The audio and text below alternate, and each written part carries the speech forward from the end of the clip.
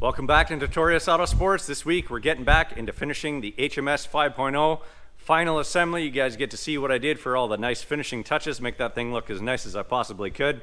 And it turned out really well, so well that it ended up selling within like 2 days of being completed. After we finish that up, we're gonna get back into Project Zero. Yeah.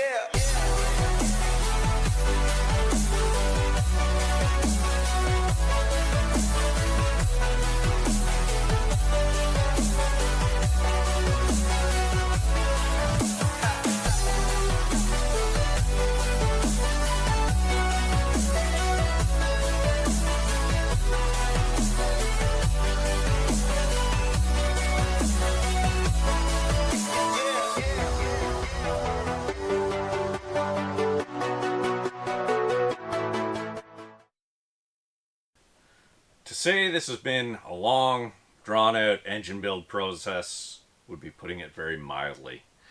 And I'm excited to finally get this thing buttoned up.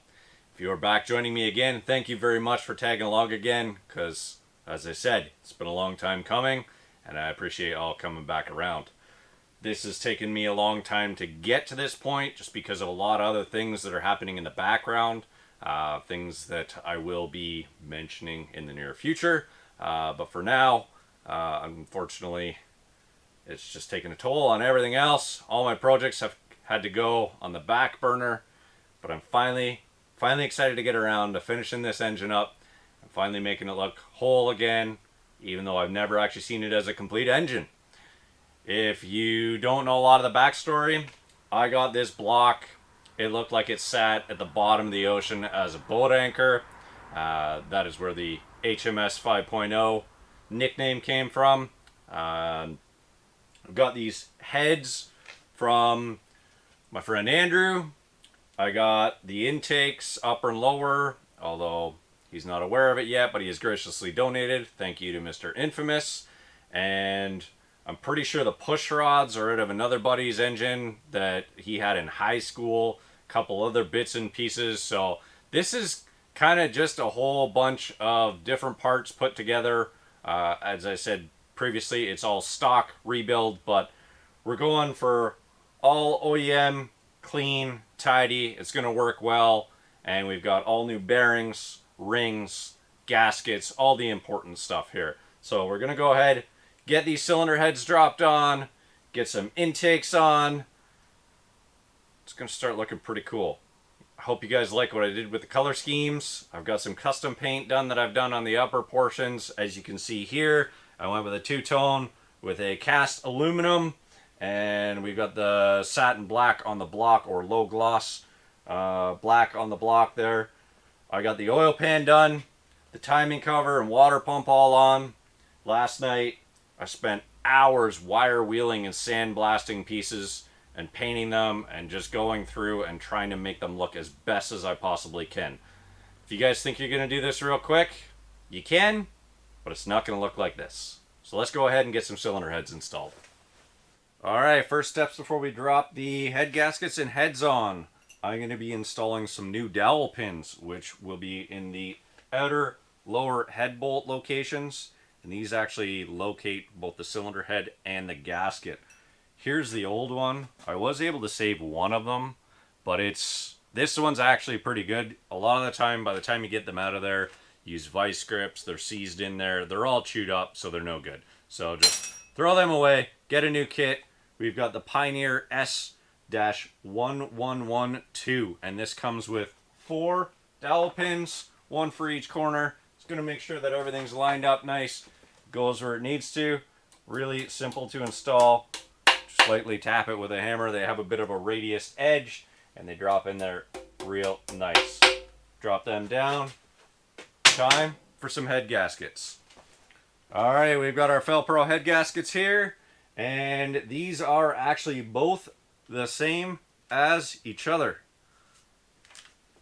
You do not have a left or a right side. You just have front. I don't know if you can see that there. It is stamped in there. So these are nice and easy because you're just going to go front of the engine on the one side here. This one says front of the engine, so you're actually going to flip it upside down. Don't worry that it doesn't look like this one. They've designed it for a reason, to cover the coolant ports at the front and leave the rear open here. So that is all normal. Go ahead, we'll grab one of our cylinder heads here. These are the same as well, but if you take a look here, we've got our thermactor port for our air pump. On the front, you've got the same hole, but it's actually plugged off there. So this one is going to go on our passenger side, so the plugged off port is facing forward. All right, just before we go and drop this cylinder head on, something I wanted to mention.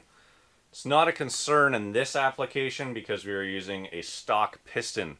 But if you have an overbore, if you've gone to 30 over, 40 over, if you're doing a 351, you're going to want to make sure that the diameter in your head gasket is actually large enough for the size of the piston that you get.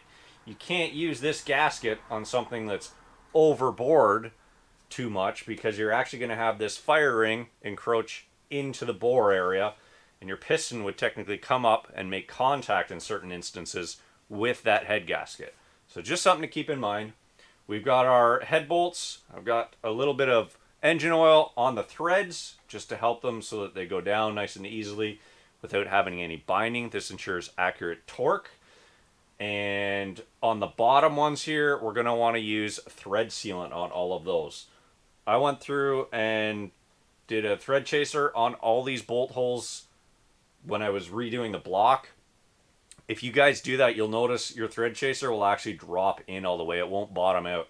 So there is fluid down there that could actually go up the threads of the bolt, and then you will end up with leaks. So just make sure that you do that. The torque specs for these we are going to do, and this is with the exception of 93. That is a different head bolt altogether. But these ones are 55 to 65 foot-pounds, and then 65 to 72 foot-pounds. Your 93 head bolts will actually have an integrated washer or a flanged head on them. They have a torque spec with a torque wrench, and then you actually do what is called torque to yield, which is actually stretching the bolt, and you're turning it a certain rotation amount of degrees to make sure that that is tight. So they're a little bit different, but for everybody else that's going to be doing 92 and down, just follow the torque specs and you'll be good to go. So we got our cylinder head here. We've already gone and I've wiped down this surface with some brake clean and a rag before the gasket went on. I've done the same with the cylinder head. We're going to get our dowels here lined up, get that on, and then drop a bolt in. Start some threads just to make sure that it's going to go on nice and easy.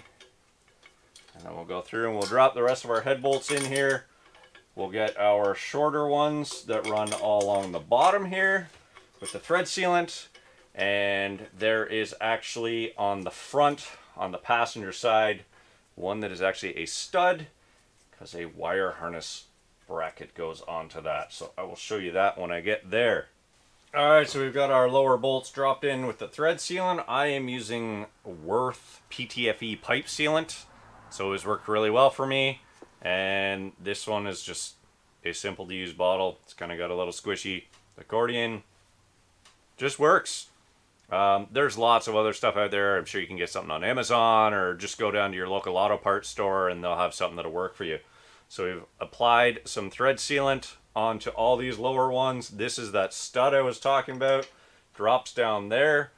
And then this wiring harness bracket actually drops on there and gets tightened down with a nut. So we're going to go through and get all these bolts started. I'm going to tighten down these upper ones a little bit, get the head kind of flat and squared up here. And just get it seated.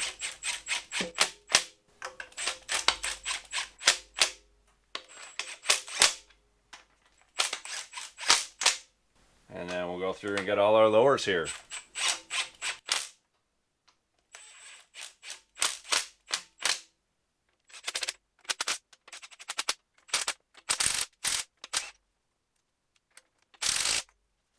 All right, so there is a specific sequence we're going to want to go through to tighten these head bolts to get this head gasket torqued down evenly. You basically start at the center, then go down, then you're going to go over and basically do a rotation. Just working from your inside out in a circular motion. So go ahead and we'll get this first step. Again, 55 to 65. So we are going right to 60.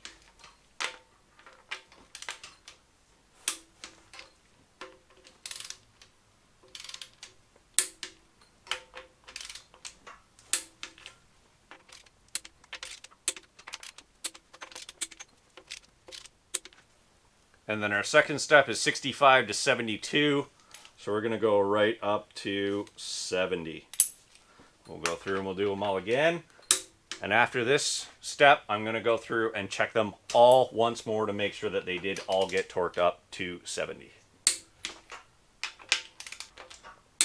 Definitely need an engine stand with lockable wheels. It's a giant pain when they're rolling around when you're trying to tighten stuff. We'll get by though. All right, one down, one more to go.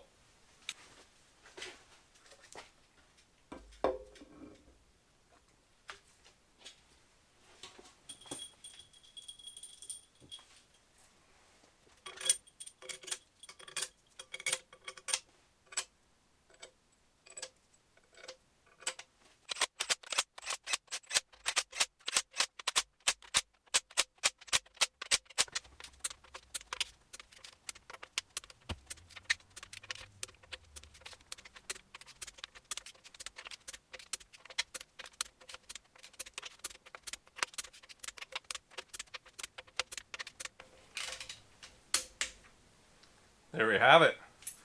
2-cylinder heads installed, one step closer. All right, we got some intake gaskets on here now. These actually have a really nice kind of hook at the bottom of them. Makes it real easy. There's a little tab down there, and you just line them up. It's pretty basic, but that keeps the gasket from falling down. And if you notice, there's this portion of gasket that's right in the middle of the water jacket. And if you take a look at this side, well, I just took a razor blade and cut them out. Your choice. You can leave them, you can knock them out. It's not really going to impede coolant flow that much, but I just feel better about not having it in the way. And it's your choice, so do whatever you feel comfortable with, but it's pretty basic. So I am also going to put a small amount of Right Stuff gasket maker around the perimeter of those water jackets, just because they are a cast head. They are 30 plus years old. So we're going to throw a little bit of that on, and it's just going to help that gasket seal for any little pitting or imperfections there.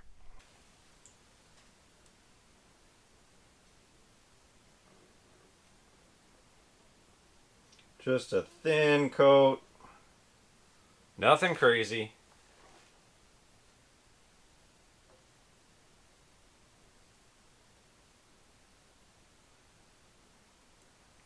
Perfect. And then I'm going to go ahead and cut out these other couple spots in the water jackets.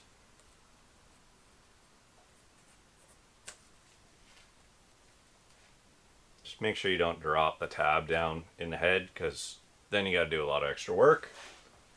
And that's never a fun time to pull them off when you just put them on.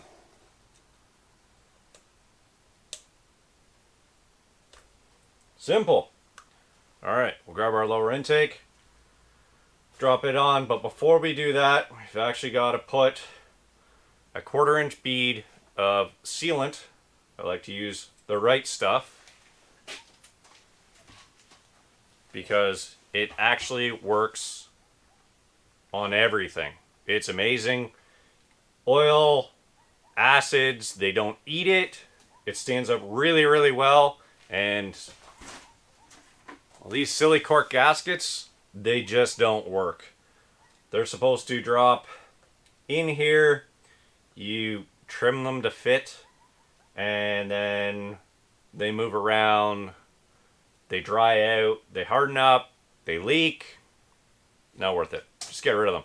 So this is all you need.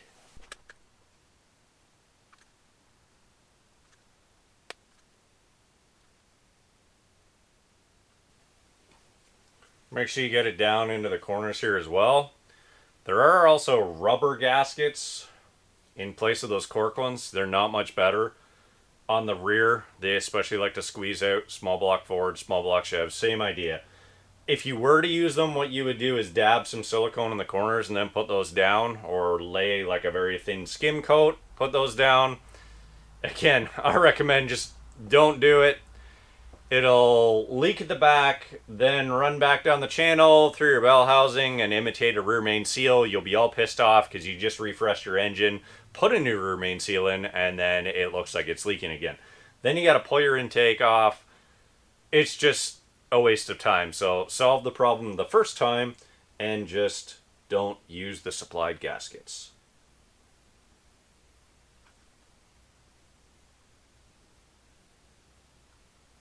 Plus, this is so much more fun. Goopy, sticky stuff, arts and crafts. What more do you want to do on a Sunday night? Perfect. Again, just put a little dab kind of in the cutout of that gasket in the corner here. Depending on your gaskets, it might vary, but this one has a little bit. And then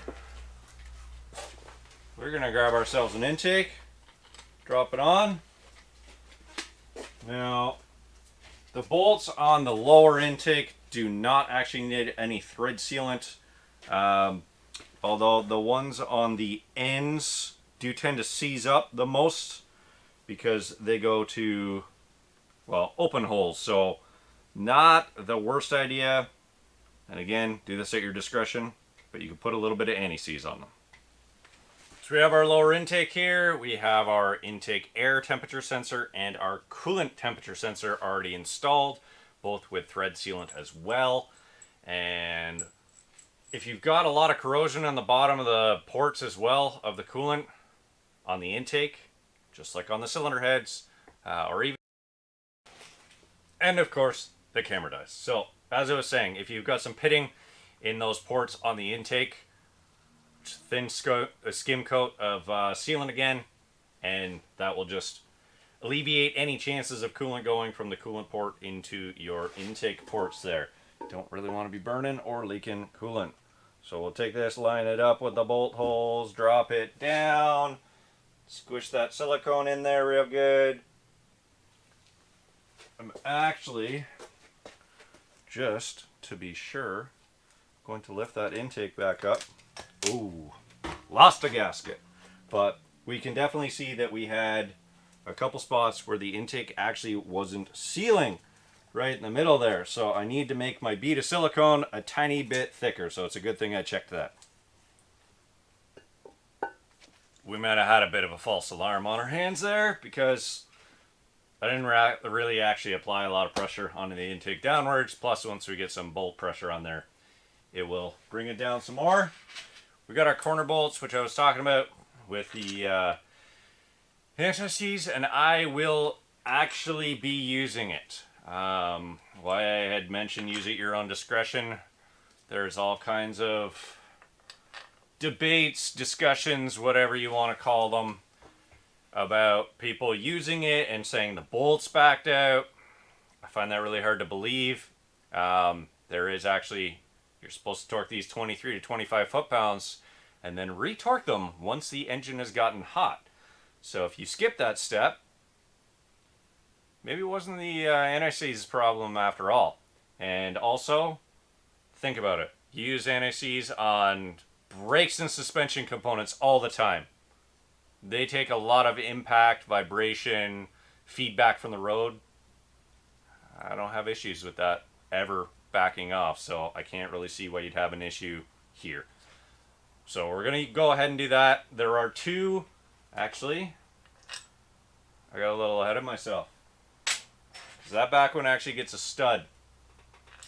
There may not be one on a lot of engines, but there is actually a bracket that runs from here up to the upper intake. It's kind of a tube brace, and that's probably going to be missing on most engines. And then we got another one that goes here for the heater tube assembly to be supported by, and the rest are just standard bolts. So we're going to drop them in 23 to 25 foot-pounds. I'm going to go straight to 25. Unfortunately, I won't really be able to ensure the retorquing of this after it goes in a car. All I can do is recommend, and the purchaser or end user, it's up to their discretion whether they decide to heed my guidance.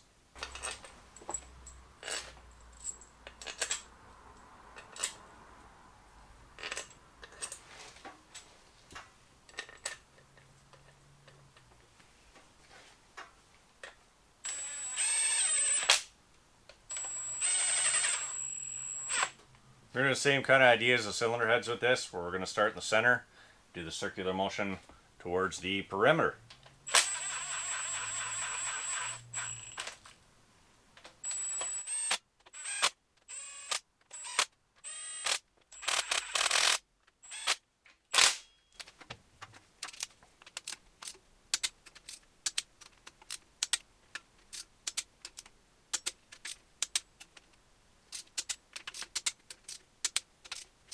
Alright, we've got our freshly refurbished 30-year-old push rods. They're perfectly fine. These are stock. Sent them through the parts washer, cleaned them up, cleaned the outside of them as well with a little bit of Scotch pad, and then made sure to use the air gun to blow out the orifice down the center to make sure there's no debris in there. These are perfectly fine for this build. There's nothing wrong with them. I made sure and went through that none of them are bent. That will be the biggest thing. They're all the same length. A lot of engines use different length intake and exhaust, but these are nice and easy. So what we're going to do is drop them down, and you're just going to want to make sure that you feel it hit the lifter cup, the dish that's in there at the bottom. And then I am going to go through and actually just use a little bit of assembly lube to coat the top of these just to help with startup. I will be going through before this is sold and putting not only brake-in oil in it, but I will be priming the oil system and making sure that there is proper flow through everything so that nobody's going to have a problem. But this just helps when you have oil that's been sitting in the bottom, might not have primed it up before you started it, or you maybe didn't kill, say, fuel or ignition before you go and crank it to build oil pressure. So that is always a benefit. If you can pull that fuel pump relay before you go to start this engine, that way you're cranking it over, it's going to build oil pressure, and you're going to prevent any damage on startup from oil maybe not being in the top end of the engine in those oil galleries. So we've got our little tray here, and we've got our rocker arm. These are just stock. I took them all apart. They've gone through the parts washer. They've all been cleaned. When you put them back together, try and keep them as a pair because all these parts have worn into each other. So try and keep them matched. But also beware of the tapered channel that is in there. Make sure that it matches up. If you go like that, you're gonna have a bad time. Make sure it's proper. So just pay attention to these things. Take your time, no rush. Don't throw the parts at the engine. Drop that on there. That is gonna keep the trunnion portion centered on this rocker arm. The bottom is squared, so it drops into this groove. Just make sure you've got your push rod again in the top of the cup that is in the rocker arm. And then we're going to tighten these all down, and they get torqued to 20 to 25 or 22 to 25. So we're going to torque them all to 23 foot-pounds. Once I get that done, I'll check in with you guys. We're going to start getting some nice looking parts put on the top of this thing. So if you were paying close attention there, you have keen eyes, you might have noticed that I didn't follow my own directions. Yeah, I completely forgot to put that plate in the center one because I got too excited about these shiny parts that I did a couple weeks ago. I got a little ahead of myself. So I did these valve covers about 2 weeks ago. Sandblasted them, primed them, painted them, and I think they turned out really great. And I think they're really going to make the top of this engine pop. I'm super thrilled with just the overall finish. What do you guys think? Let's get these things installed. We've got these cork gaskets, which I'm not the biggest fan of because, as you can see, it's kind of twisted and warped. And if you can get the rubber molded gaskets, go ahead, do yourself a favor and do it. They also are a little more friendly for reusing as well. If you're going to pull your valve covers off, adjust those rockers. If you have a set of roller rockers or something that you're going to do intermittent adjustments on, then yeah, do yourself a favor and get those molded ones. The one-piece oil pan gasket, same thing. If you can get that, by all means, because you can actually reuse that. Mine is the 4-piece, and it's kind of a fiber similar to this cork. And it was all twisted and warped, and you have to kind of just persuade it back into shape, and it will go, but it's just really annoying. So do yourself a favor. If you can, try and find a gasket kit with that in it. Also, with these, the little washers that are in this cork gasket, make sure they don't fall out because they actually control the crush of that gasket. So we're going to get some bolts dropped in here, and they're going to kind of line up this gasket to go on. And we have bolts and studs.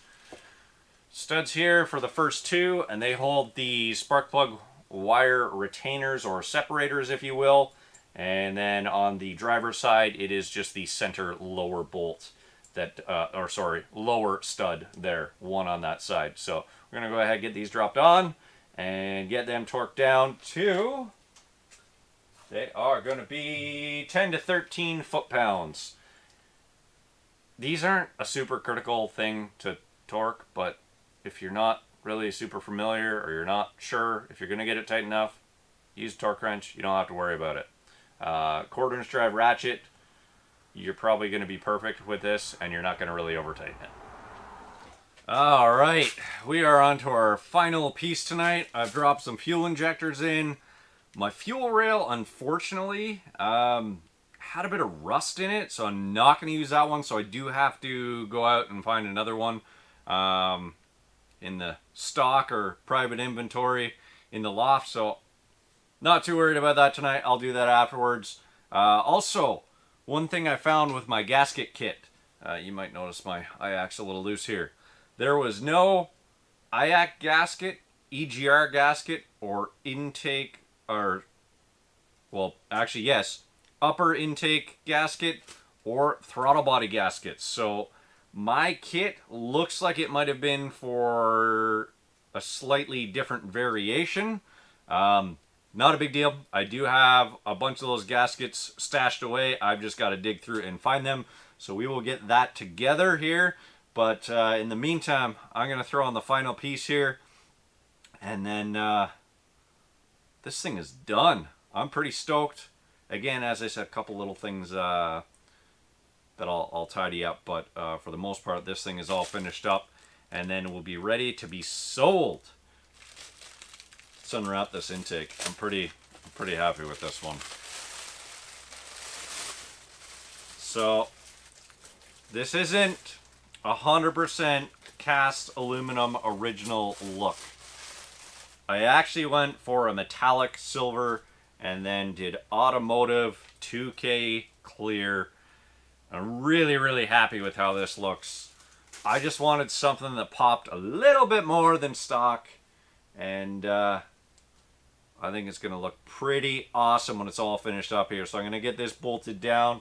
I do have a gasket that I found in inventory down here, but as I said, for the other ones, I'm going to have to go digging a little bit.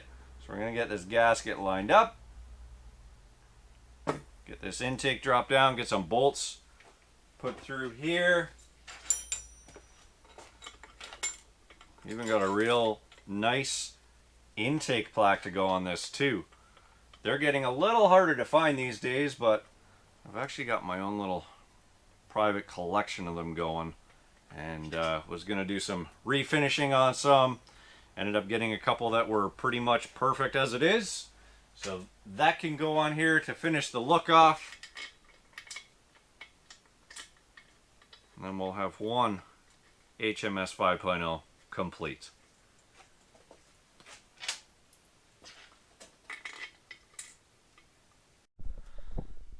Well, there you have it, guys. The HMS 5.0 is complete.